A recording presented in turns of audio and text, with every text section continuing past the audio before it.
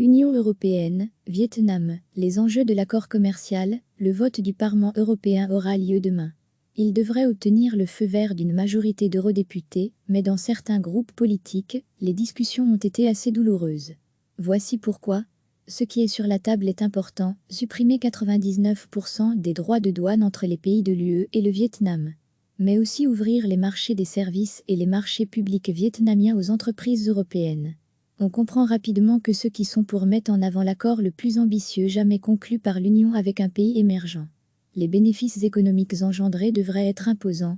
Pour le Parti populaire européen, le PPE, chrétien-démocrate, cet accord prouverait que l'Union est capable d'imposer ses standards démocratiques grâce à ses négociations commerciales. Droits des travailleurs et création de syndicats indépendants par exemple sont mis en avant comme argument pour prouver que cet accord va dans la bonne direction. Un point de vue partagé par les libéraux centristes du groupe Renaissance Europe, qui estiment que sortir les gens de la pauvreté, leur accorder droits et protection est fondamental même si le Vietnam restera un pays communiste éloigné des valeurs démocratiques. Cette absence de démocratie au sein des autorités vietnamiennes est bien ce qui pose problème à une partie des eurodéputés.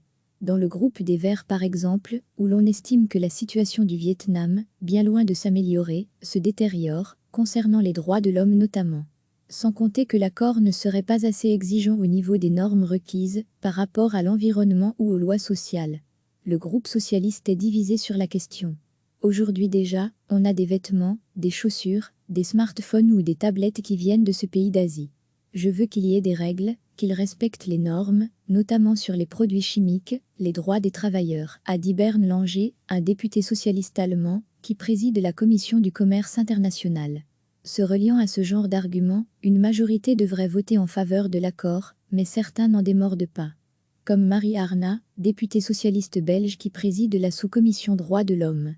Les 7 années de négociation de l'accord ont prouvé que le Vietnam n'est pas prêt à faire des efforts en matière de droits humains, au contraire la situation a même empiré, a-t-elle affirmé. Un débat qui pourrait rejaillir en Wallonie, lorsqu'il faudra ratifier l'accord de protection des investissements, et où une entente entre PS Écolo et le PTB pourrait bloquer la situation. Recevez chaque matin l'essentiel de l'actualité.